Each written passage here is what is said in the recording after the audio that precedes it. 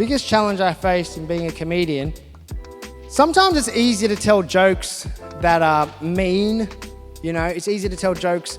You know, if you want to make someone laugh, if you make fun of somebody else, that's often going to get an easy laugh. Like, people are going to laugh at that. But the challenge is to avoid not teasing somebody and not making fun of someone or a group of people who are routinely humiliated or joked about.